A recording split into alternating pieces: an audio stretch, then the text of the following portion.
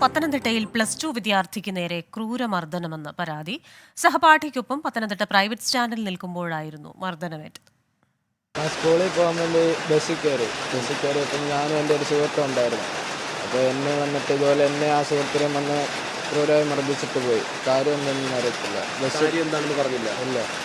ആരാ മർദ്ദിച്ചതെന്ന് അറിയോ? ഒരു പയ്യന്, ഒരു ചേട്ടന്. ഒറ്റ ഒരാളെ ഉള്ളായിരുന്നു, ചേട്ടനായിരുന്നു.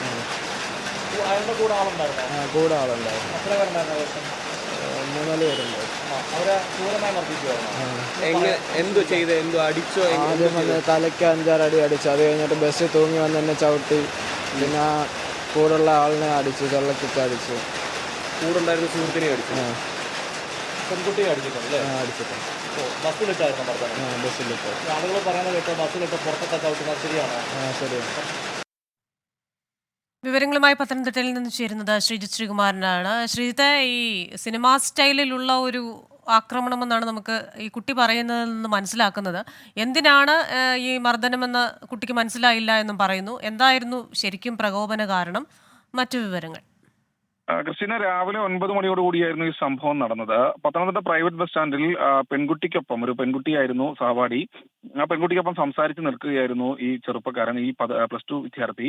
എന്തായാലും ആ സമയത്ത് അവിടേക്ക് വന്ന മറ്റൊരു യുവാവ്, അയാളെ കണ്ടാൽ അറിയില്ല എന്നാണ് ഈ വിദ്യാർത്ഥി പറയുന്നത്, രണ്ടുപേരെയും ആക്രമിക്കുകയായിരുന്നു. ആദ്യഘട്ടത്തിൽ ഈ ആൺകുട്ടിയുടെ മുഖത്ത് അടിക്കുകയും തുടർന്ന് നിലത്തിട്ട് നെഞ്ചത്ത് ചവിട്ടുക എന്നടക്കമുള്ള നടപടികളിലേക്ക് കടന്നു. ആ പ്രദേശത്തൊക്കെ ആളുകളുള്ള സമയമായിരുന്നു. ആളുകൾ വരുന്നത് കണ്ടതോടുകൂടി ഇയാൾ പോവുകയായിരുന്നു.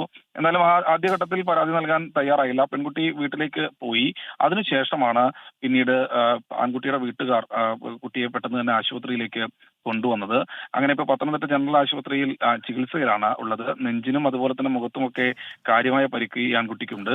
എന്തായാലും പോലീസ് വിശദമായ മൊഴിയെടുത്ത ശേഷം കേസ് എടുക്കുമെന്ന് അറിയിച്ചിട്ടുണ്ട്. എന്താണ് പ്രകോപന കാരണമെന്ന് കണ്ടെത്താൻ CCTV അടക്കമുള്ള ദൃശ്യങ്ങൾ പോലീസ് ശേഖരിക്കുന്നുണ്ട് എന്ന് നമ്മൾ മനസ്സിലാക്കുന്നു. എന്നാലും ക്രൂരമർദ്ദനമാണ്. പ്രതിയെ ഇതുവരെ അറസ്റ്റ് ചെയ്തിട്ടില്ല. ഒരു യുവാവാണ്. കണ്ടാൽ ഇവർക്ക് തിരിച്ചറിയാമെന്ന് പറയുന്നുണ്ട്. എന്തായാലും അറസ്റ്റ് അടക്കമുള്ള നടപടിക്രമങ്ങളിലേക്ക് മൊഴി രേഖപ്പെടുത്തിയതിനു ശേഷം കടക്കാനാണ് പോലീസിന്റെ തീരുമാനം. ശരി. പത്തനംതിട്ടയിൽ നിന്ന് വിവരങ്ങൾ നൽകിയത് ശ്രീജിത്ത് ശ്രീകുമാരനാണ്.